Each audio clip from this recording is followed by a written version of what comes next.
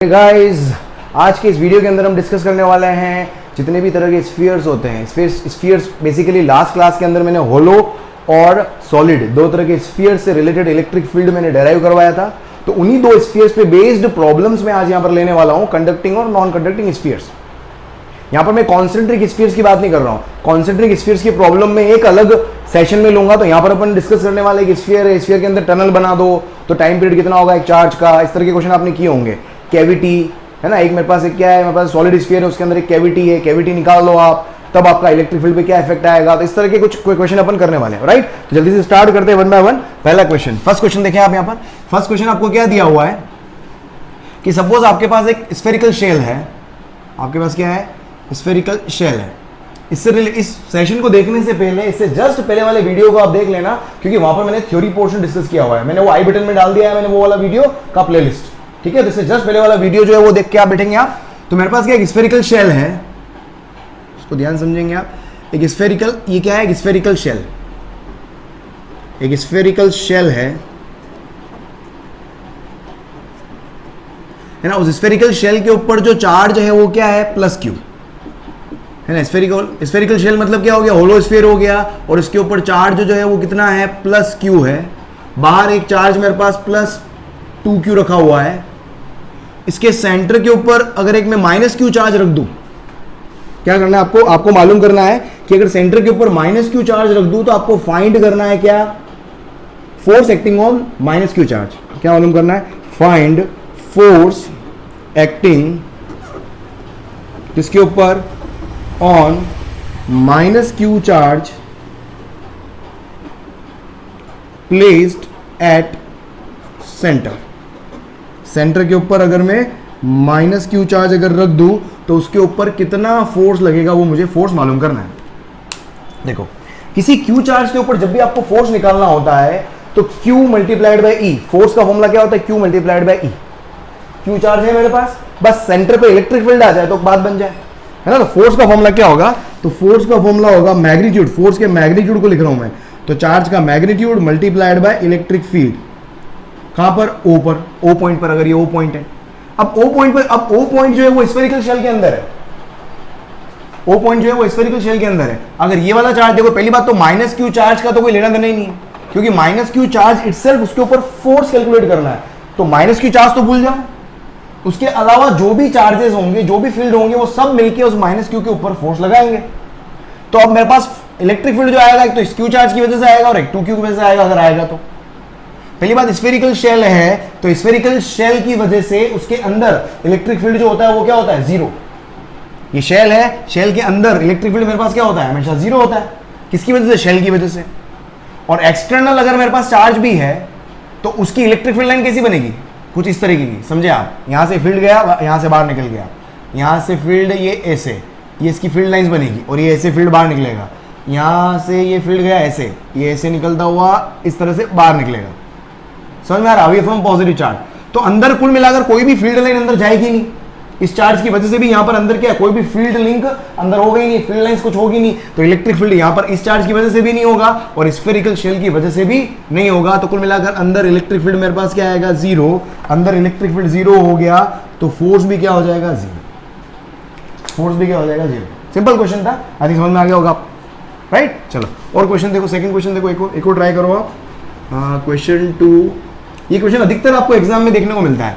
Suppose मेरे पास एक sphere है, ठीक है, एक स्फीयर है, उसका रेडियस मुझे दिया हुआ है सपोज 10 सेंटीमीटर, है ना। और इसके ऊपर चार्ज Q जो है, एक स्फीयर के ऊपर चार्ज Q जो दिया हुआ है वो दे रखा है 2 माइक्रोकूलम। आपको मालूम करना है क्या, find electric field, find electric field at कितना, 5 सेंटीमीटर फ्रॉम सेंटर। सेंटर से 5 सेंटीमीटर पर फील्ड कितना होगा वो मुझे मालूम करना है। देखो स्फीयर है, स्फीयर को जब भी आप चार्ज देते हो तो चार्ज जो होगा, अगर मैं सिर्फ स्फीयर बोल रहा हूं तो बाय डिफॉल्ट आप क्या लेके चलें उसको, नॉन, कभी भी सॉलिड लेके मत चलना। सॉलिड नॉन कंडक्टिंग तो लेके चलना ही नहीं है। अगर आपको सिर्फ स्फीयर वर्ड यूज किया हुआ है, इसका मतलब वो क्या होगा, या तो होलो कंडक्टिंग हो सकता है, होलो नॉन कंडक्टिंग हो सकता है, या सॉलिड कंडक्टिंग हो सकता है। ये तीनों क्यों बोल रहा हूं, क्योंकि तीनों बोलने से फायदा क्या होगा, जो भी चार्ज दोगे it will be distributed over the surface of sphere. अंदर कोई भी चार्ज मौजूद नहीं होगा, और कोई भी चार्ज स्फीयर जो होता है उसके अंदर इलेक्ट्रिक फील्ड हमेशा क्या होता है, जीरो होता है। अब इसने क्या पूछा है, find electric field at 5 centimetre. 5 centimetre वाला पॉइंट कहाँ होगा, ये रेडियस तो होगी 10 सेंटीमीटर, 5 सेंटीमीटर यहाँ कहीं होगा, ये पी पॉइंट, तो पी पॉइंट पर इलेक्ट्रिक फील्ड मेरे पास क्या आ जाना है, जीरो, अगेन जीरो। समझ में आ रहा है? तो इस तरह के क्वेश्चन आगे पोटेंशियल में भी अपन करेंगे, इस तरह के क्वेश्चन अपन पोटेंशियल में भी करने वाले हैं, ठीक है, वहां पर भी देखना, अब वहां पर भी करेंगे। नेक्स्ट देखो क्वेश्चन क्या दिया हुआ है, सपोज मेरे पास एक नॉन कंडक्टिंग एक स्फीयर है, फॉर एग्जांपल कुछ भी नाम ले रहा हूं मैं, एक स्फीयर है, ठीक है, इस तरह से कुछ डायग्राम बना हुआ है। अगर चार्ज अंदर दे दे तो आपको समझ जाना चाहिए, अगर चार्ज इनसाइड अगर आपको दे दे तो आपको समझ जाना चाहिए कि भाई ये नॉन सॉलिड नॉन कंडक्टिंग है। बाकी कंडक्टिंग के अंदर भले होलो हो या सॉलिड हो, चार्ज हमेशा सरफेस के ऊपर रहता है, ठीक है। तो इसके अंदर, और इसका रो जो दे रखा है, रो की वैल्यू दे रखी है आपको rho naught multiplied by r square. मतलब ये क्या है, ये कौन सी डेंसिटी है, ये वॉल्यूम चार्ज डेंसिटी है, वॉल्यूम चार्ज डेंसिटी है। ये क्या दे रखी है, स्फीयर की वॉल्यूम चार्ज डेंसिटी दी हुई है। आपको और क्या क्या पता है, मुझे स्फीयर का रेडियस पता है, मुझे ये सेंटर हो गया, सेंटर से ये आर हो गया, मेरे पास एक पॉइंट है पी जो सेंटर से है ना, एक पी पॉइंट है जो सेंटर से कितना r/2 डिस्टेंस पर है। भगवान चीटिया हो गई यार, सेंटर से r/2 डिस्टेंस पर है, और एक क्यू पॉइंट है, एक क्यू पॉइंट है जो, एक मिनट, एक क्यू पॉइंट जो है वो सरफेस से r डिस्टेंस पर है। क्यू पॉइंट जो है वो सरफेस से r डिस्टेंस पर है। आपको क्या मालूम करना है, पी पॉइंट पर इलेक्ट्रिक फील्ड और क्यू पॉइंट पर इलेक्ट्रिक फील्ड का रेशियो आपको मालूम करना है, कि पी पॉइंट पर इलेक्ट्रिक फील्ड क्या होगा और क्यू पॉइंट पर इलेक्ट्रिक फील्ड क्या होगा, उसका रेशियो मालूम करना है। समझ में आ रहा है? देखो एक चीज मैं आपको यहां पर क्लियर कर दूं, सोचो सोचो सोचो, तो मिटाता हूं, सोचो सोचो सोचो, जितना सोचोगे उतना दिमाग चलेगा।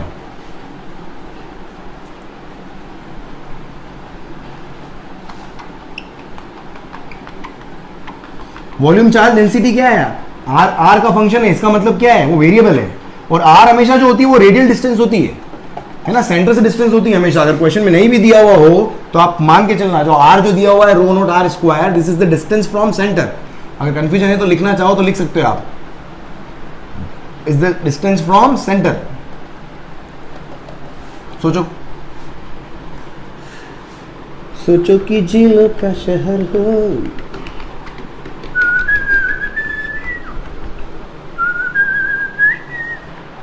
चल देख, अब देख पी, अब यहां पर मैं इलेक्ट्रिक फील्ड, अब सिंपल सी बात ये है, एक तो पहली बात, जो वॉल्यूम चार्ज डेंसिटी जो है वो क्या है, वेरिएबल है।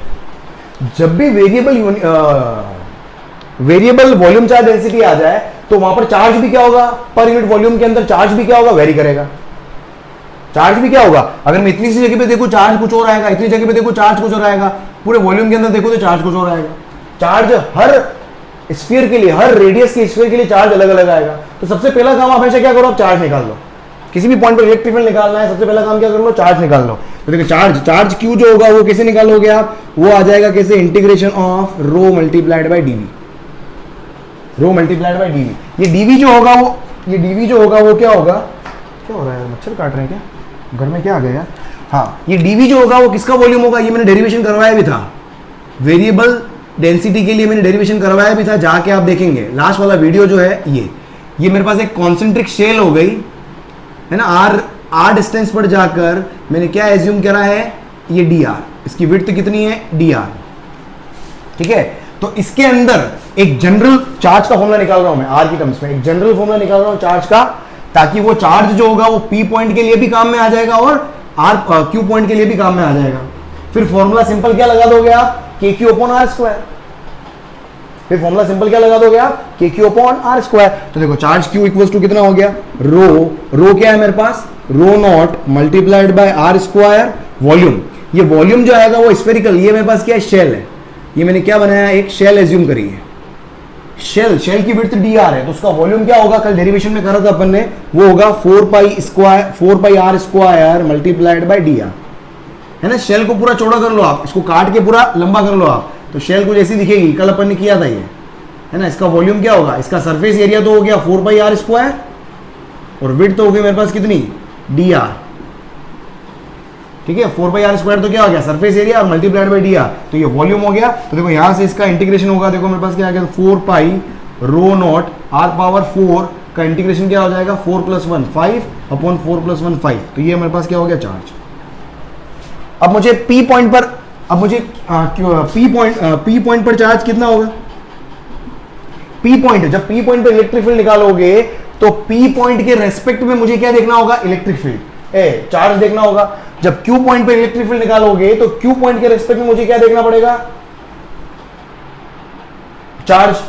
तो पी पॉइंट के लिए चार्ज अगर मैं निकालूंगा तो क्या आ जाएगा, देखो 4π तो मेरे पास कांस्टेंट है, अपॉन 5 तो कांस्टेंट है, r की पावर 5। तो पी पॉइंट के लिए r कितना डिस्टेंस है, पी पॉइंट के लिए कितना डिस्टेंस आ रहा है, r/2। अगर पी पॉइंट को देखूंगा तो डिस्टेंस कितना हो जाएगा, r/2, तो ये हो जाएगा r/2 की होल पावर 5। ये क्या हो गया मेरे पास, QP। जब मैं चार्ज किसके लिए निकालूंगा, क्यू पॉइंट के रेस्पेक्ट में मैं चार्ज निकालूंगा, क्यू पॉइंट के रेस्पेक्ट में चार्ज निकालूंगा, देखो क्या आएगा, 4π अपॉन 5।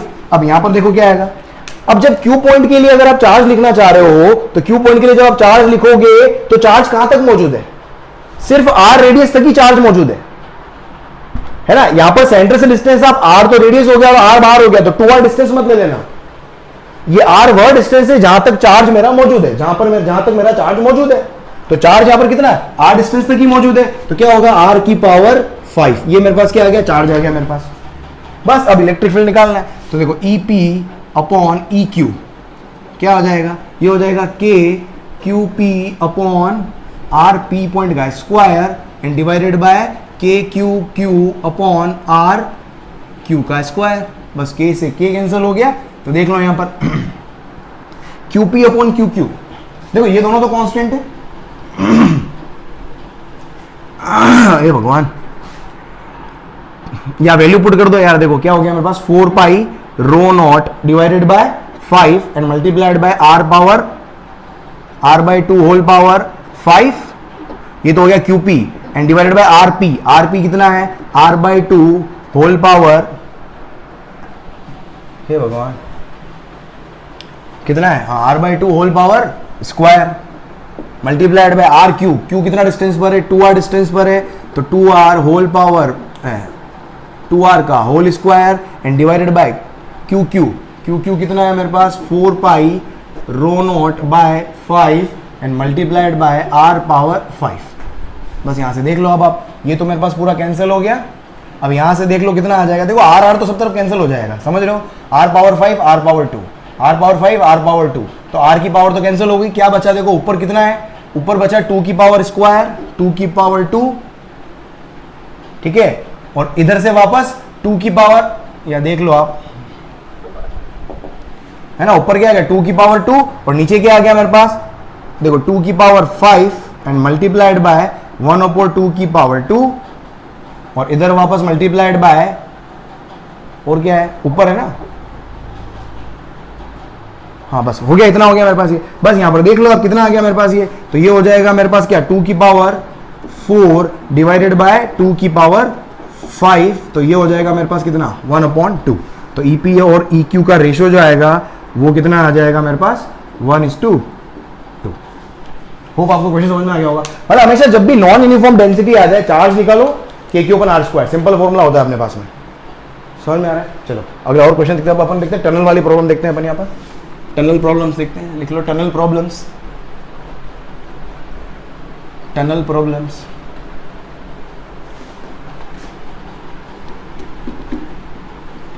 मिट्टे जा रे, पूरी जान निकाल देगा भाई ये बोर्ड मेरी, वापस ग्रीन बोर्ड लटकाना पड़ेगा लग रहा है मुझे थोड़ा टाइम में।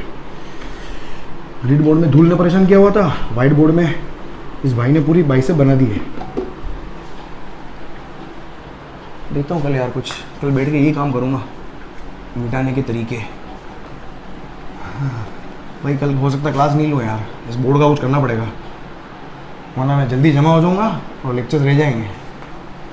कल बोर्ड का कुछ करना पड़ेगा भाई, नया लाना है, क्या करना है, अगर सही हो गया तेल वेल लगा के देख लेता हूँ तो क्लास ले लेंगे, अदरवाइज़ नहीं ले पाएंगे। देख पसीना आ गया, चलो देख सको, टनल प्रॉब्लम्स लिख सकते हो आप, हेडिंग डाल दो भले टनल प्रॉब्लम। क्वेश्चन क्या है मेरे पास, मेरे पास ये स्फीयर है,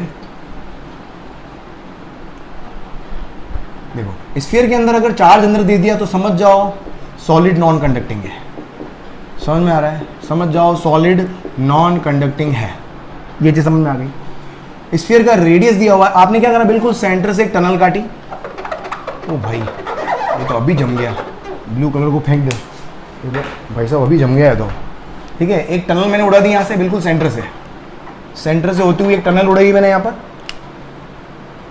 ये समझो ये टनल है, ठीक है, ये सेंटर है, ये सेंटर से रेडियस आर, ऑलराइट। इसका मुझे रो कूलम्ब पर मीटर स्क्वायर क्या पता है, वॉल्यूम चार्ज डेंसिटी पता है। इसने क्या बोला कि अगर एक माइनस क्यू चार्ज को, क्वेश्चन देखो क्या है कि if minus Q charge is displaced by small amount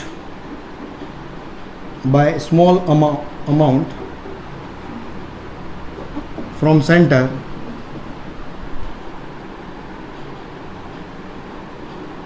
तो प्रूव करो आप कि prove that motion is SHM and find time period. अगर SHM है तो भाई टाइम पीरियड तो पूछेगा ही पूछेगा, एंड अगर SHM है तो यहाँ से इसका टाइम पीरियड भी मालूम करो, सिंपल सा क्वेश्चन है।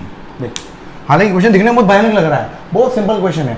SHM लिखने के लिए आपको क्या लिखना होता है, F equals to K into x identify करना होता है ना। SHM की स्टेप्स बता देता हूं मैं। SHM के लिए आपको फोर्स आइडेंटिफाई करना होगा, उस फोर्स को KX के बराबर करोगे आप, एक फोर्स निकालोगे उसको KX के बराबर करना, और फिर टाइम पीरियड का फॉर्मूला होता है 2 pi under root m upon K, ये आ जाएगा मेरा टाइम पीरियड। ये फोर्स जो होगा वो क्या होगा, हमेशा रीस्टोरिंग फोर्स होगा। F इक्वल्स टू KX अपन क्या बोलते हैं, रीस्टोरिंग फोर्स। SHM के अंदर क्या होता है, रीस्टोरिंग फोर्स, जो उसको वापस मीन पोजीशन की तरफ लेके आता है, तो वो वाला फोर्स आपको यहां पर ढूंढना होगा, ठीक है। अब देखो वो वाला फोर्स का है, अब सिंपल सी बात देखो, माइनस क्यू चार्ज यहां पर था, सेंटर पे था, एक minute, minus Q charge is displaced along tunnel है ना, डिस्प्लेस्ड अलोंग टनल, टनल के अलोंग डिस्प्लेस कर रहे हो, ठीक है। आप अब देखो सपोज मैं इसको यहां पर डिस्प्लेस कर देता हूं, मैंने स्मॉल एक्स से डिस्प्लेस किया फॉर एग्जांपल, ठीक है, माइनस क्यू को डिस्प्लेस करा और माइनस क्यू अपना यहां आ गया, ये डिस्प्लेस करा। अब यहां पर ध्यान से सोचो इलेक्ट्रिक फील्ड, अब इलेक्ट्रिक फील्ड का डायरेक्शन क्या आएगा, अरे भाई मेरे ब्लू कहां गया, इलेक्ट्रिक फील्ड। अब सोचना है यहां पर, ये क्या है मेरे पास, एक नॉन कंडक्टिंग स्फीयर है, किसी भी पॉइंट पर इलेक्ट्रिक फील्ड का डायरेक्शन क्या होता है, सेंटर से अवे रेडियल डायरेक्शन में होता है इलेक्ट्रिक फील्ड हमेशा। तो ये इलेक्ट्रिक फील्ड का डायरेक्शन इधर आ गया मेरे पास, ये इलेक्ट्रिक फील्ड, ठीक है, ये P पॉइंट पर इलेक्ट्रिक फील्ड डायरेक्शन आ गया। अब एक चार्ज अगर किसी पॉइंट पे रखा हुआ हो और उस पॉइंट पर अगर आप इलेक्ट्रिक फील्ड लिख पाओ तो वहां पर उस पर लगने वाले फोर्स को भी लिख सकते हो आप। तो देखो यहां पे क्या लिख सकता हूं मैं, तो force on minus Q charge. देखो अब सोचना यहां पर, इस माइनस क्यू चार्ज के ऊपर फोर्स कहां लगेगा, इलेक्ट्रिक फील्ड के अपोजिट डायरेक्शन में, तो ये यहां पर लगेगा क्या, फोर्स वेक्टर। अब मैंने इसको इधर डिस्प्लेस किया और फोर्स को वापस इधर ले जाने की करेगा, इसका मतलब वापस वो कहां है, सेंटर की तरफ जा रहा है, इसका मतलब वो वापस सेंटर की तरफ जा रहा है, तो इसका मतलब वो ऑसिलेट करने की कोशिश कर रहा है। सेंटर पे इसकी मीन पोजीशन है, क्यों, क्योंकि इलेक्ट्रिक फील्ड जीरो है सेंटर के ऊपर, सेंटर के ऊपर इलेक्ट्रिक फील्ड जीरो होता है ना। अगर आपको ध्यान हो, कोई भी एक मेरे पास नॉन कंडक्टिंग स्फीयर है, उसके सेंटर से कितना r डिस्टेंस पर अगर कोई P पॉइंट है, नॉन कंडक्टिंग स्फीयर है, इसका मुझे रो पता है, तो इलेक्ट्रिक फील्ड P पॉइंट पर आपको पता होना चाहिए, वो होता है rho upon 3 epsilon naught multiplied by r, है ना, सेंटर से r डिस्टेंस। अब सेंटर पे क्या होगा, r की वैल्यू जीरो होगी तो इलेक्ट्रिक फील्ड क्या हो जाएगा, सेंटर पे जीरो, और इलेक्ट्रिक फील्ड अगर सेंटर पे जीरो है, इसका मतलब वो उसकी उस पर नेट फोर्स क्या हो गया, जीरो, और नेट फोर्स अगर किसी बॉडी के ऊपर जीरो होता है, इसका मतलब क्या हो गया, वो इक्विलिब्रियम पोजीशन है उसकी।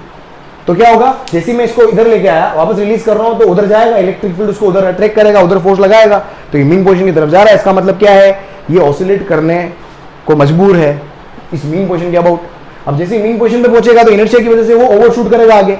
अब जैसे ही उधर जाएगा, है ना, जब ये यहां पर जाएगा, यहां पहुंचेगा, तो यहां पर इलेक्ट्रिक फील्ड क्या होगा, अब इलेक्ट्रिक फील्ड के अपोजिट डायरेक्शन में वापस फोर्स लगेगा, तो माइनस क्यू की चार्ज के पास वापस फोर्स लगेगा, तो ये वापस लौट के आएगा, वापस लौट के आएगा। तो ये सेंटर के अबाउट क्या करेगा, ऑसिलेट करेगा। लेकिन ये एसएचएम है या नहीं है वो मुझे आइडेंटिफाई करना है। तो देखो क्या है, तो यहां से मैं क्या लिख सकता हूं, देखो फोर्स, तो force on minus q F equals to क्या, मैग्नीट्यूड लिख रहा हूं मैं, सिंपल, चार्ज का magnitude multiplied by electric field.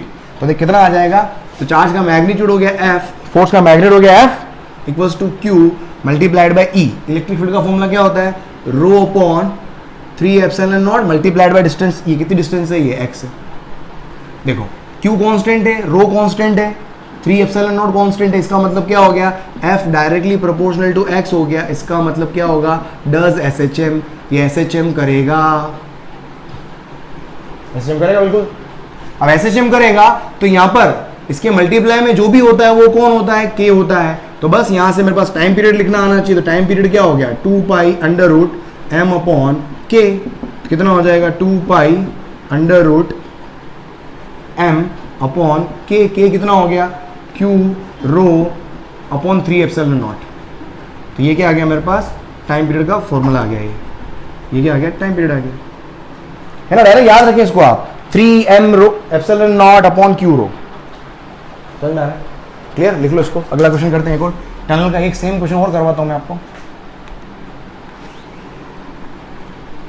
देखो करें एक और।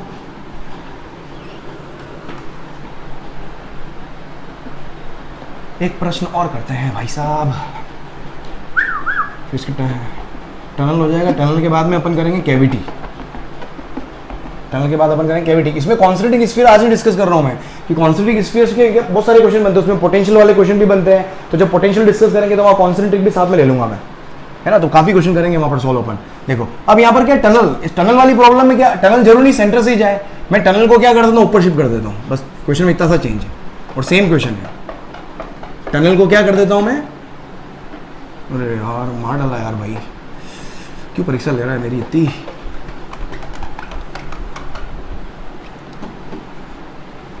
मार डाला मार डाला, ब्लू कलर लू क्या ले लेता हूँ। चल अगला क्वेश्चन देखो, अगला प्रश्न देखो। हाँ ये सेंटर हो गया, रेडियस मेरे पास वही आर है। अब टनल जो है भाई, ये मेरे पास सेंटर लाइन है, सेंटर से d/2, सॉरी d/2 क्या, d डिस्टेंस पर, सेंटर से कितना, d डिस्टेंस के ऊपर आप एक टनल बना रहे हो।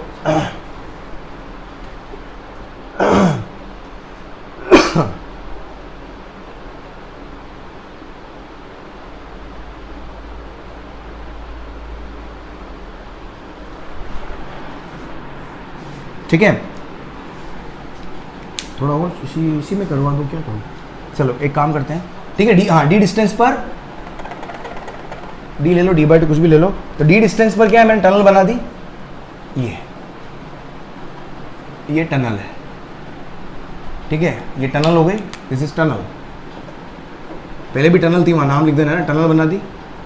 इसके अंदर वापस अब मैं क्या कर रहा हूं, सेम वही, अगर एक माइनस क्यू चार्ज को, है ना, माइनस क्यू चार्ज को अगर x से डिस्प्लेस करूं, माइनस क्यू चार्ज को अगर मैं x से डिस्प्लेस करूं, तो वापस आपको बताना है क्या, कि भाई prove that it will do SHM and find out the, समझ में, displace along the tunnel. Same question, बस टनल ऊपर शिफ्ट है, बस टनल का है ऊपर शिफ्ट है, इतना सा अपने पास क्वेश्चन के अंदर चेंज है। अब सोच के देखना, इस डायग्राम को देख, वापस अगर मैं बनाऊं, अब यहाँ पर शांति से देखना, अब यहाँ पर देख, ये मेरे पास क्या है, सेंटर है, ये सेंटर हो गया, और ये मेरे पास क्या, टनल जा रही है, ये सेंटर हो गया, और ये मैंने x से शिफ्ट करा, ये मेरे पास डिस्टेंस कितना है, x। अब ये इस पॉइंट तक अगर मैंने इसको शिफ्ट करा है, तो यहाँ पर अभी इसके ऊपर क्या होगा, इस डायरेक्शन में क्या लगेगा, फोर्स। फोर्स हमेशा रेडियल डायरेक्शन में लगता है, क्योंकि इलेक्ट्रिक फील्ड का है मेरे पास रेडियल डायरेक्शन में ऊपर की तरफ। पहले मेरे पास इलेक्ट्रिक फील्ड क्या था, टनल जो थी वो सेंटर से पास हो रही थी, इसलिए इलेक्ट्रिक फील्ड राइट में था। अब इलेक्ट्रिक फील्ड डायरेक्शन कहाँ आएगा, ऊपर की तरफ। समझ में आ रहा है, सेंटर से, ये समझो इस चीज को, ये कहाँ जा रही है लाइन, ये सेंटर की तरफ, ये ओ है, सेंटर पॉइंट है ओ। तो इलेक्ट्रिक फील्ड के अपोजिट डायरेक्शन में चार्ज को अगर मैं यहाँ पर रखूंगा, चार्ज को मैंने इधर शिफ्ट किया, यहाँ पर आ गया चार्ज, तो इस माइनस क्यू के ऊपर इलेक्ट्रिक फील्ड के अपोजिट डायरेक्शन में फोर्स लगेगा, ठीक है, एफ वेक्टर। ये एक्स हो गया, ये टनल क्या हो गया मेरे पास, डी, एक काम करते हैं, इस डिस्टेंस को मैं अपन निकाल सकते हैं वैसे अंडर रूट, एक बार एल मान लेता हूँ, लास्ट में लिख देंगे अपन इसको, है ना, इसको एल मान लेता हूँ, ये डिस्टेंस एल मान लेता हूँ, ठीक है। अब देख सोचना, अब मुझे देख फोर्स, बस आपको फोर्स निकालना है, फोर्स को क्या कर लो, अब सोचना है यहाँ पर। अब जब मैंने माइनस क्यू चार्ज को इधर शिफ्ट किया, तो इस माइनस क्यू चार्ज को उधर जो लेके जा रहा होगा वापस, वही फोर्स जो होगा वो रिस्टोरिंग फोर्स होगा, वही फोर्स जो होगा रिस्टोरिंग फोर्स होगा। तो इसके लिए मुझे इस डायरेक्शन में लगने वाले फोर्स के बारे में पता होना चाहिए, इस डायरेक्शन में, तो इस डायरेक्शन में फोर्स क्या लगेगा वो मेरे को पता होना चाहिए, वही मेरा क्या होगा, रिस्टोरिंग फोर्स होगा। और रिस्टोरिंग फोर्स को ही k × x के बराबर करोगे हमेशा। अब ये वाला फोर्स कितना होगा, तो देखो यहां से कुछ एंगल ले लो आप, इसको बोल देता हूं मैं थीटा, तो ये वाला एंगल, ये वाला फोर्स कितना हो जाएगा, f cos थीटा, क्योंकि ये इसको क्या लेके आएगा, वापस इसकी ओरिजिनल पोजीशन पे लेके आएगा, जहां से उसको निकाला था मैंने, हटाया था। तो देखो यहां से, तो देखो रिस्टोरिंग फोर्स, अब यहां से देखो रिस्टोरिंग फोर्स अगर मैं यहां पर लिखूं, restoring force F equals to क्या आ जाएगा, Q, restoring force F equals to कितना हो जाएगा, F cos थीटा, मतलब सीधे यहां से लिखो यार, यार रिस्टोरिंग फोर्स इक्वल्स टू क्या होगा, F cos थीटा होगा, F क्या होगा मेरे पास, Q मल्टीप्लाइड बाय E, इसका वापस वही रो दिया हुआ है मुझे, क्वेश्चन सेम है ना, ये चार्ज डेंसिटी इसकी rho coulomb per metre cube है, रेडियस आर है ये मेरे पास, q E cos theta, q E electric field, electric field क्या होगा, अब इलेक्ट्रिक फील्ड यहां पर कितनी, एल डिस्टेंस पर, समझो उसको आप, है ना, एल डिस्टेंस, सेंटर से एल डिस्टेंस पर इलेक्ट्रिक फील्ड का फॉर्मूला लगाना है, तो सेंटर से आर डिस्टेंस पर क्या होता है, rho upon 3 epsilon naught multiplied by L cos theta. तो देखो यहां से कितना आ जाएगा, तो ये हो जाएगा Q rho upon 3 epsilon naught multiplied by L cos theta. Cos theta देख लो आप, base upon hypotenuse, base upon hypotenuse, base तो हो गया x अपॉन हाइपोटेनियस हो गया l, तो l से l कैंसिल हो गया, तो देखो यहां से क्या आ गया, ये आ गया Q rho upon 3 epsilon naught multiplied bye x, तो ये मेरे पास फोर्स आ गया F नेट, रिस्टोरिंग फोर्स। और रिस्टोरिंग फोर्स क्या है, पावर क्या है, सिंगल पावर है, तो F नेट जो है वो डायरेक्टली प्रोपोर्शनल क्या है, x है, इसका मतलब क्या होगा, अगेन SHM करेगा,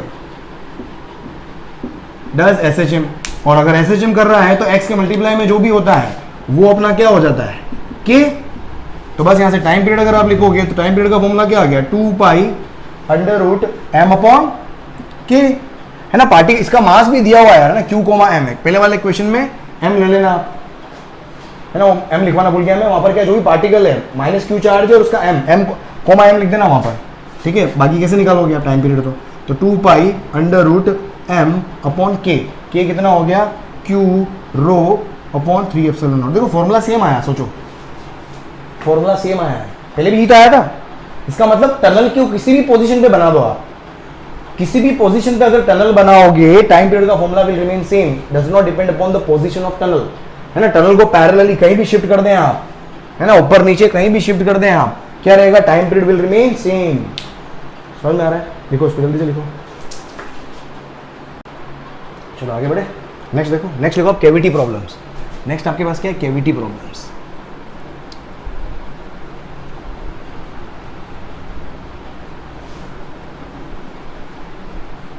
नेक्स्ट लिखें आप कैविटी प्रॉब्लम्स।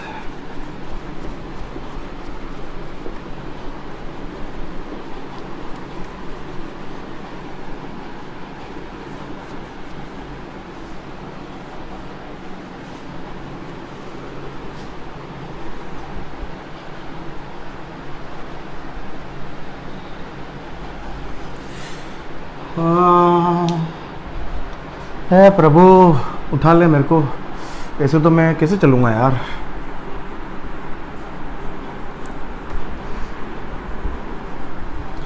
तुम आगे बढ़ा के देख लेना भाई लोगों, माफ़ करना यार, टाइम लग रहा हो तो।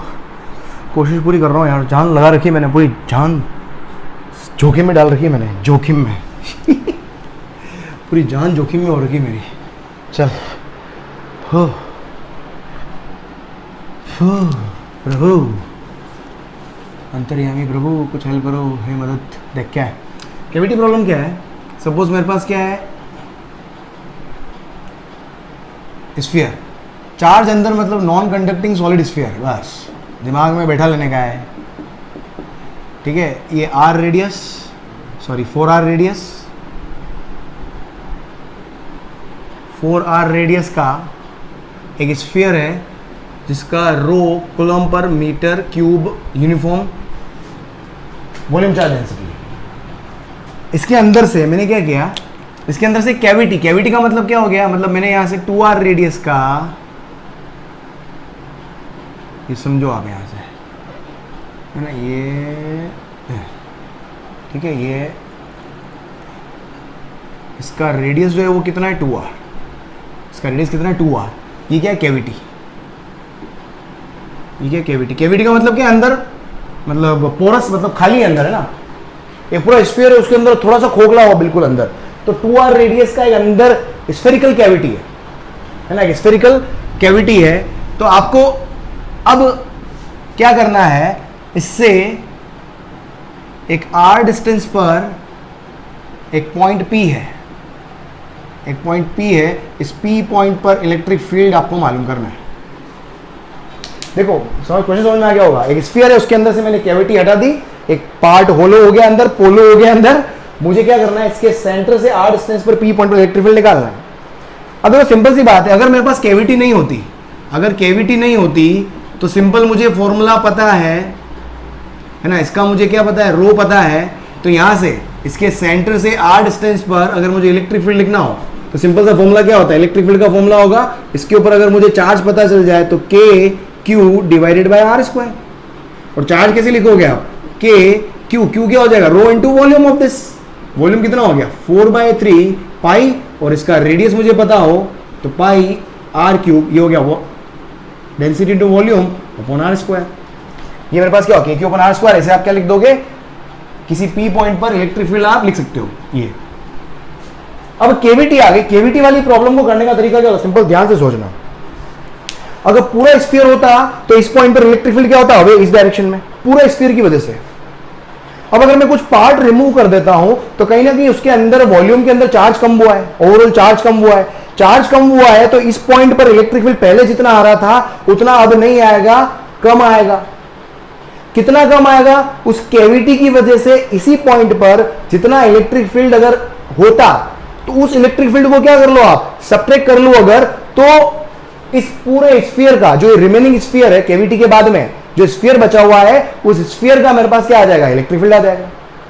आपको फाइंड क्या करना है, यहां पर इस पी पॉइंट पर इलेक्ट्रिक फील्ड निकालना है। जब कैविटी रिमूव कर दे तब आपको इलेक्ट्रिक फील्ड का फॉर्मूला निकालना है। तो पूरे स्फीयर का इलेक्ट्रिक फील्ड, उसको मैं दो पार्ट में, पूरे इसको दो पार्ट में बना सकता हूं। एक तो पूरा स्फीयर ले लूं मैं, समझना है इसको, अगर मैं पूरा स्फीयर ले लेता तो ये मेरा पी पॉइंट होता, ये पी पॉइंट कितनी डिस्टेंस पर होता, r डिस्टेंस पर होता, और यहां पर मैं चार्ज क्या लिखता, q equals to rho multiplied by 4/3 pi 4r, मेरे पास क्या हो गया, रेडियस हो गया 4πr/3।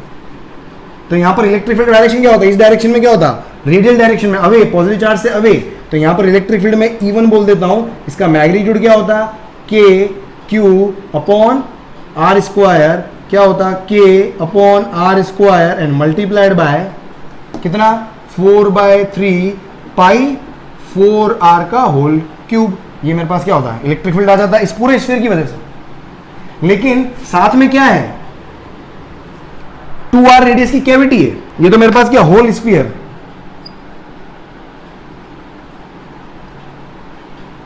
इसको मैं दिस प्लस कैविटी से रिप्रेजेंट कर सकता हूं।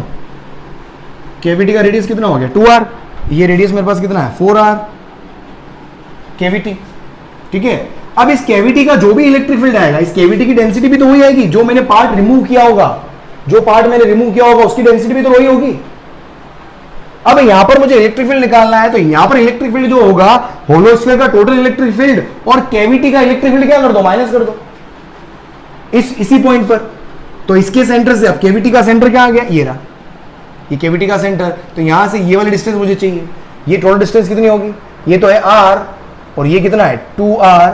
तो r में से 2r को सब्ट्रैक्ट करोगे तो ये वाली डिस्टेंस यहां से इसी p पॉइंट की डिस्टेंस आ जाएगी मेरे पास, r माइनस 2r। और इस कैविटी की वजह से इलेक्ट्रिक फील्ड आप क्या ले लो, अपोजिट डायरेक्शन में, इसको क्या बोल दो आप E2। समझ में आ रहा है? क्योंकि ये अपोजिट डायरेक्शन होगा तभी तो इसमें से माइनस होगा, तभी तो मेरा नेट इलेक्ट्रिक फील्ड इस पूरे सिस्टम की वजह से आएगा। तो पी पॉइंट पर, और ये E2 क्या हो जाएगा, E2 को क्या लिखूंगा मैं, अब इसका चार्ज क्या हो जाएगा देखो, तो इसका चार्ज हो जाएगा Q equals to rho multiplied by 4/3 pi इसका रेडियस कितना है 2r होल क्यूब। बस यहाँ से E2 देखो, तो E2 क्या हो गया KQ अपॉन R स्क्वायर, तो KQ अपॉन डिस्टेंस का स्क्वायर, तो R माइनस 2R का होल स्क्वायर कितना हो जाएगा हमारे पास K upon R minus 2R का whole square and multiplied by charge क्या हो जाएगा रो मल्टीप्लाइड बाय 4/3 पाई, और कितना हो गया मेरे पास 2R का होल क्यूब। ये इसका इलेक्ट्रिक फील्ड हो गया। तो मुझे अब नेट P पॉइंट पर इलेक्ट्रिक फील्ड कितना आएगा, तो P पॉइंट पर electric field due to remaining part जो कि ये है, ये निकाल दिया है मैंने, तो बचा क्या, सिर्फ रिमेनिंग पार्ट बचा। तो रिमेनिंग पार्ट कैसे निकालोगे, E1 माइनस E2, इस E1 में से इस E2 को क्या कर लो आप, सब्ट्रैक्ट कर दो, तो फाइनल आपका क्या आ जाएगा, आंसर आ जाएगा।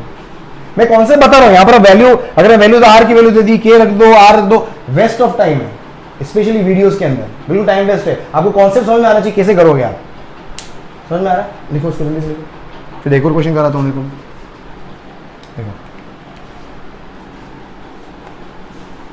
और क्या कर सकते हैं अपन। देखिए ये P पॉइंट अभी क्या था, बाहर था, इसी P पॉइंट को अगर मैं अंदर लेके चला जाऊं, P पॉइंट को क्या ले लेते हैं अपन, अंदर ले लेते हैं। सेम क्वेश्चन, P पॉइंट को मैं क्या ले लेता हूं, बाहर लिया, अब अंदर ले लेता हूं, तब इलेक्ट्रिक फील्ड क्या होगा वो निकालना है, तब इलेक्ट्रिक फील्ड क्या होगा वो मुझे मालूम करना है।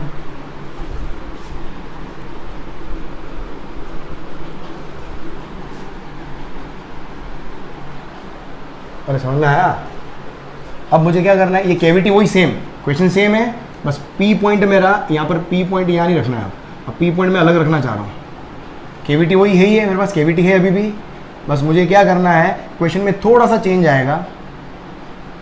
अब मैं क्या कर रहा हूँ, कहाँ लूँ P पॉइंट को, ये सेंटर वाली लाइन आ गई, ये P पॉइंट क्या आ गया स्फीयर के अंदर, और ये ले लेता हूँ मैं कितनी डिस्टेंस पर, x डिस्टेंस पर, वही R मतलब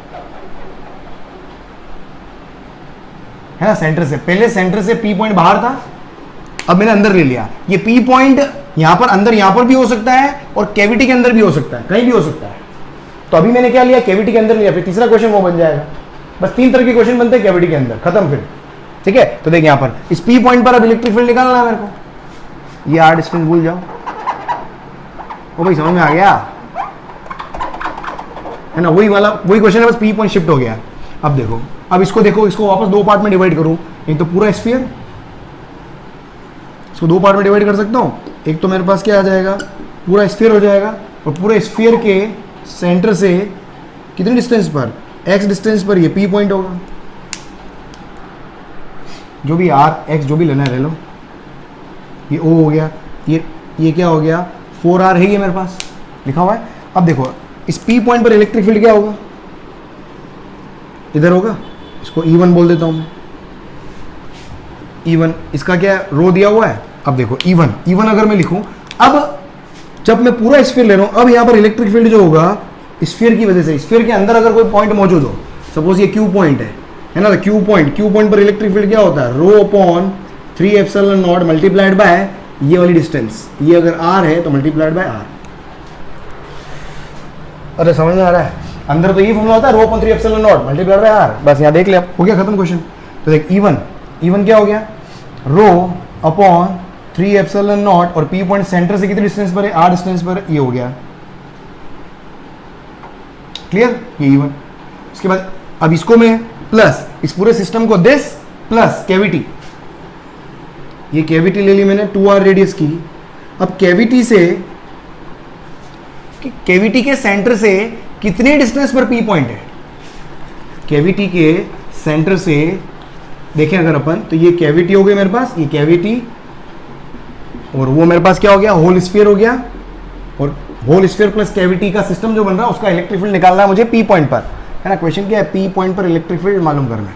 देखो तो ये क्या हो गया मेरे पास, अब यहाँ पर देखोगे आप, ये सेंटर हो गया, सेंटर से P पॉइंट है कितनी डिस्टेंस पर, देखो सेंटर से कितने डिस्टेंस पर है पी पॉइंट, आर तो ये हो गया और 2r ये हो गया, तो 2r प्लस स्मॉल आर, तो ये टोटल डिस्टेंस सेंटर से कितनी आ जाएगी 2r प्लस स्मॉल आर, ये सेंटर से डिस्टेंस हो गया मेरे पास केवीटी के सेंटर से, क्योंकि केवीटी का इलेक्ट्रिक फील्ड लिखना है ना मुझे। अब यहाँ पर नेट इलेक्ट्रिक फील्ड इस पी पॉइंट पर जो भी होगा, इस स्फीयर के इलेक्ट्रिक फील्ड में से केवीटी का इलेक्ट्रिक फील्ड आपको क्या करना पड़ेगा माइनस, केवीटी का इलेक्ट्रिक फील्ड क्या बनना पड़ेगा माइनस, और केवीटी का इलेक्ट्रिक फील्ड माइनस तभी होगा जब केवीटी की वजह से इलेक्ट्रिक फील्ड कहाँ है अपोजिट डायरेक्शन में, इसको मैंने क्या बोल दिया E2। अब E2 का फॉर्मूला क्या आएगा, अब E2 के लिए मुझे क्या करना पड़ेगा, अभी केवीटी भी क्या होगी, जब रिमूव किया होगा इसकी भी डेंसिटी उस समय रो ही होगी, और इसका चार्ज क्या होगा Q equals to rho multiplied by volume, volume कितना हो गया 4/3 पाई, और इसका रेडियस मेरे पास कितना है 2r का होल क्यूब। अब इस P पॉइंट पर इलेक्ट्रिक फील्ड, अब देखो स्फीयर के लिए तो P पॉइंट इनसाइड था, इसलिए मेरा इलेक्ट्रिक फील्ड का फॉर्मूला ρ/3 मल्टीप्लाइड बाय r आ गया, लेकिन केवीटी के लिए P पॉइंट जो आउटसाइड है, तो आउटसाइड के लिए तो मेरे पास सिंपल k3/r² होता है ना, तो यहां पर E2 लिखोगे आप, तो E2 का फॉर्मूला क्या आ गया सिंपल k3 डिस्टेंस का स्क्वायर, डिस्टेंस सेंटर से कितनी है 2r प्लस स्मॉल r का whole square and multiplied by k कितना हो गया 2r प्लस r का whole square and multiplied by q, q कितना है रो इंटू वॉल्यूम 4/3 पाई, और रेडियस कितना है इसका 2r का होल क्यूब, ये इंडिविजुअल आ गया। अब मुझे क्या निकालना है, P पॉइंट पर इलेक्ट्रिक फील्ड निकालना है, तो P पॉइंट पर इलेक्ट्रिक फील्ड क्या होगा, क्या होगा E1 में से E2 को क्या कर लो आप माइनस कर लो, ये आपका क्या आ जाएगा आंसर आ जाएगा, और डायरेक्शन क्या हो जाएगी लेफ्ट में, उसमें डायरेक्शन कहाँ हो जाएगी, पहले वाले में डायरेक्शन लिखना राइट में है ना, E1 में से E2 को माइनस कर रहे हो तो डायरेक्शन क्या आएगी E1 की तरफ, तो E1 का लेफ्ट में, तो इसलिए डायरेक्शन क्या है डायरेक्शन टुवर्ड्स लेफ्ट। ये मुझे क्या देगा सिर्फ मैग्नीट्यूड देगा, समझ में आ रहा है, इस E1 में से E2 को आप सब्ट्रैक्ट कर लेना, तो ये मेरे पास क्या हो गया अगर आप इसको चाहो तो उसकी फॉर्म में भी लिख सकते हो, डेंसिटी इसको चार्ज अपॉन वॉल्यूम भी कर सकते हो, तो चार्ज Q, समझ में आ रहा है, वैसे भी कर सकते हैं आप, वैसे अपने को चार्ज की फॉर्म में नहीं चाहिए, डेंसिटी की फॉर्म में चाहिए, अगर क्लियर। चलो ये हो गया, बस एक लास्ट एक क्वेश्चन और है बस केवीटी का। अब मेरे को क्या करना है, इस P पॉइंट को केवीटी के अंदर शिफ्ट कर दे, अगर अपन P पॉइंट को केवीटी के अंदर शिफ्ट कर दे तो क्वेश्चन किस तरीके से होगा वो देखना है अपने को, करो नोट करो इसको।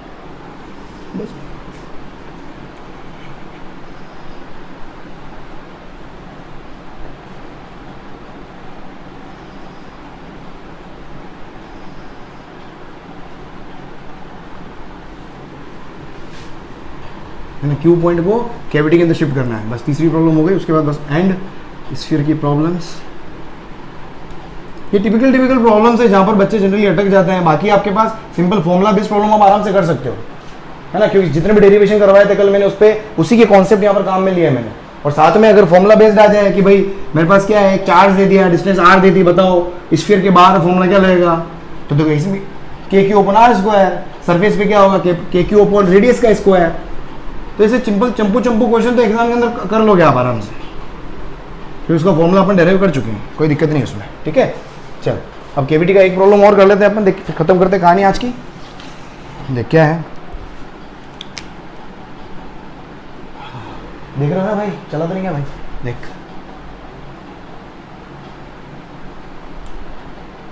वही स्फीयर मेरे पास, रेडियस मेरे पास वही 4r रेडियस ले लिया मैंने, और भाई साहब केविटी को माशाल्लाह हटा देते हैं अपन,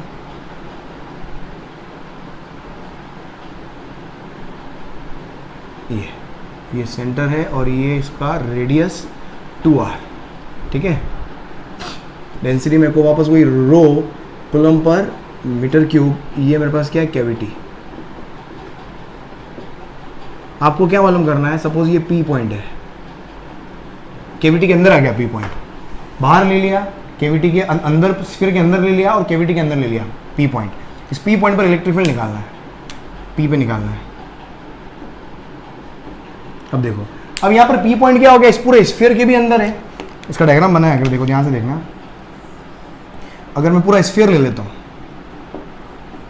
है ना, स्फीयर ले लिया अगर मैंने, तो यहाँ से ध्यान से देखें आप, स्फीयर, स्फीयर के सेंटर से, सॉरी, और क्वेश्चन में एक चीज़ और दी हुई है आपको, ये डिस्टेंस भी दी हुई है कि इसकी सेंटर टू सेंटर डिस्टेंस मुझे दी हुई है एल भी दिया हुआ है ना, एल भी दिया हुआ है। हाँ, तो मेरे को क्या है, ये मेरा सेंटर हो गया, इस सेंटर से ये पी पॉइंट मेरा यहाँ कहीं आ रहा है, सपोज ये पी पॉइंट है। मैं बोल देता हूँ इधर वाले वेक्टर को मैं मान लेता हूँ, सपोज ये कितना वेक्टर है, R1 वेक्टर है फॉर एग्जांपल। इस क्वेश्चन में थोड़ा सा वेक्टर से करना पड़ेगा, फील आ जाएगा भैया, समझ में सब आ जाएगा। अगर वेक्टर में दिक्कत है तो प्लेलिस्ट के अंदर मेरे चैनल के ऊपर वेक्टर के प्लेलिस्ट भी बनी हुई है, सिर्फ 2 वीडियो के अंदर पूरा वेक्टर करवा रखा है मैंने, ठीक है, तो उसको भी जाके देख सकते हैं आप। चलो अब मुझे एक चीज़ बताओ, अब यहाँ पर, अब मेरे को यहाँ पर पी पॉइंट पर इलेक्ट्रिक फील्ड लिखना हो, मैं E1 बोल देता हूँ, कहाँ होगा, इधर ही होगा। E1 वेक्टर क्या होगा, अलॉन्ग रेडियस वेक्टर। तो E1 वेक्टर अगर मैं लिखूँ क्या आएगा, रो upon 3 epsilon naught multiplied by distance. ये डिस्टेंस क्या होगी, इस वेक्टर की लेंथ के बराबर। अगर मैं मैग्नीट्यूड लिखता हूँ तो क्या आएगा, रो R1 अपॉन 3 एप्सिलॉन नॉट, ये आएगी। समझो, ये डिस्टेंस को मैंने R1 बोल दिया क्योंकि इस वेक्टर की लेंथ क्या होगी, R1 वेक्टर है, यहाँ से R1 वेक्टर है, तो यहाँ से वेक्टर फॉर्म में अगर मैं लिखूंगा तो E1 इक्वल टू क्या आ गया, रो अपॉन 3 एप्सिलॉन नॉट, तो कांस्टेंट है। R1 और E1 वेक्टर दोनों की डायरेक्शन सेम है, तो जहां पर R1 वेक्टर होगा उधर E1 वेक्टर होगा। ये समझ में आ गया आपने को। अब देखो, अब मैं कैविटी की बात करता हूं, मैं कैविटी देखना, ये कैविटी का ये सेंटर हो गया, कैविटी के सेंटर से ये रहा, मतलब अगर आप यहां देखें तो मैंने इसको तो बनाया है क्या, R1 वेक्टर, इसको एज्यूम कर लेता हूं मैं क्या, R2 वेक्टर, इसको क्या बोलता हूं मैं, R2 वेक्टर। मतलब ये मेरा P पॉइंट है, ये P पॉइंट है, और इधर मेरे पास क्या हो गया, ये R2 वेक्टर आ गया, ये क्या है, R2 वेक्टर। अब एक चीज बताओ, मैंने क्या बताया था, इलेक्ट्रिक फील्ड जो होगा वो क्या होता है हमेशा कैविटी के लिए टूवर्ड्स, क्योंकि मुझे माइनस करना होगा अपोजिट डायरेक्शन में, रेडियस के अपोजिट डायरेक्शन में। कैविटी का जितना भी फील्ड आया है वो हमेशा कहाँ आया है, टूवर्ड्स सेंटर, है ना, टूवर्ड्स सेंटर। तो P पॉइंट पर इलेक्ट्रिक फील्ड का डायरेक्शन आएगा, वो कहाँ आएगा, टूवर्ड्स सेंटर। तो ये हो गया मेरे पास E2। पहले मैं यही था ना, अलोंग द लाइन जॉइनिंग था, पहले P पॉइंट यहाँ था तो इधर इलेक्ट्रिक फील्ड आ गया था, फिर P पॉइंट इधर आया, फिर P पॉइंट इधर आया तो इलेक्ट्रिक फील्ड इधर आ गया था। अब P पॉइंट यहाँ पर है तो इलेक्ट्रिक फील्ड इधर आ जाएगा सेंटर की तरफ। ये वो सेंटर हो गया कैविटी का। ये तीनों ही केस है आपके, ये फर्स्ट केस में था, ये सेकंड केस में, ये थर्ड केस अभी जो पढ़ना है अपन। अब यहाँ से E2, अब देखोगे यहाँ पर इसका डेंसिटी मेरे को पता है रो, यहाँ पर भी तो क्या चार्ज होगा ना भाई, कैविटी भी क्या उसका पार्ट ही तो था जब मैंने इसको रिमूव किया था। अब E2, अब ये अब कैविटी के केस में भी P पॉइंट का अंदर ही है, कैविटी के केस में भी P पॉइंट के अंदर ही है, तो यहाँ पर इलेक्ट्रिक फील्ड अगर आप लिखोगे तो क्या आ जाएगा, रो upon 3 epsilon naught multiplied by distance. P point का सेंटर से डिस्टेंस कितना है, R2। अब मुझे इलेक्ट्रिक फील्ड देखो, अब यहाँ पर E2 वेक्टर और R2 वेक्टर दोनों अपोजिट डायरेक्शन में, समझ में आ रहा है, E2 वेक्टर और R2 वेक्टर दोनों के अपोजिट डायरेक्शन में। तो E2 वेक्टर हो गया और ये क्या हो गया मेरे पास, R2 वेक्टर हो गया अपोजिट डायरेक्शन में, तो क्या आ जाएगा, नेगेटिव साइन। एक वेक्टर दूसरे के अपोजिट डायरेक्शन में होता है तो नेगेटिव साइन कनेक्ट होता है। If two vectors are opposite in direction तो negative sign will be there. अब देखो, अब यहाँ पर मेरे पास क्या होगा, अब इलेक्ट्रिक फील्ड देखो, अब इलेक्ट्रिक फील्ड के 2 वेक्टर, मुझे नेट इलेक्ट्रिक फील्ड निकालना है। अब ध्यान से देखना, देखिए मेरे पास P पॉइंट है, P पॉइंट पर E2 इधर आ रहा है, ये सेंटर O हो गया कैविटी का, इसको मैं O बोल देता हूँ, इसको O डैश बोल देता हूँ, ठीक है। और इधर से ये O डैश से इधर आ रहा है मेरे पास कौन, ये हो गया मेरा कौन सा, E1 वेक्टर। ये समझ में आ रहा है अपने को। अब यहाँ से एक और अगर आप देखोगे, ध्यान से देखना, अगर मैं ये तो हो गया E1, अगर मैं यहाँ से R1 R2 बनाऊँ तो देखो यहाँ पर मेरे पास ये क्या हो गया, ये तो हो गया मेरे पास क्या, R1 वेक्टर, और इधर मेरे पास क्या आ गया, R2 वेक्टर। अब यहाँ से अगर मैं एक वेक्टर बनाऊँ, ध्यान समझना इसको, अगर मैं एक वेक्टर ड्रॉ करूँ इस डायरेक्शन में, तो ये लेंथ कितनी है, L, तो इसको मैं क्या बोल देता हूँ, L वेक्टर। इसको मैंने क्या बोल दिया, L वेक्टर। समझ में आ रहा है? अब देख, मुझे नेट इलेक्ट्रिक फील्ड लिखना है, EP, P पॉइंट पर इलेक्ट्रिक फील्ड जो होगा वो दोनों का क्या होगा, वेक्टर सम, E1 और E2 का वेक्टर सम। E1 क्या है मेरे पास, rho upon 3 epsilon naught R1 vector, E2 vector क्या होगा, minus rho upon 3 epsilon naught R2 vector. यहां से देख कॉमन आ जाएगा मेरे पास, rho upon 3 epsilon naught common आ गया, क्या आ गया मेरे पास, ये R1 माइनस R2 वेक्टर। अब देखो फाइनली इस ट्राइंगल लो ध्यान है अपने को, L vector plus R2 vector, triangle लो देखो, यहां से ट्राइंगल लो लगाओगे आप, ट्राइंगल लो क्या बोलता है इसमें कि L वेक्टर और R2 वेक्टर, L वेक्टर और R2 वेक्टर का जो सम होगा वो मुझे क्या देगा, R1 वेक्टर देगा। तो यहां से देखो मैं क्या लिख सकता हूं, तो L vector is what, R1 vector minus R2 vector. तो R1 माइनस R2 क्या लिख सकता हूं मैं, यहां से क्या आ गया, तो फाइनली ये वेक्टर फॉर्म में आएगा। P पॉइंट पर इलेक्ट्रिक फील्ड, P पॉइंट पर, अब तो इसका काम ही नहीं हो गया काम, हटा दो इसको, है ना। P पॉइंट पर इलेक्ट्रिक फील्ड क्या आ जाएगा, देखो finally row upon 3 epsilon not, और R1 माइनस R2 क्या है, L वेक्टर हो गया। देखो यहां से ध्यान से देखना, आप समझने की कोशिश करना इसको, मतलब P पॉइंट पर इलेक्ट्रिक फील्ड का जो डायरेक्शन, इलेक्ट्रिक फील्ड वेक्टर जो है वो सिर्फ और सिर्फ L के ऊपर डिपेंड कर रहा है।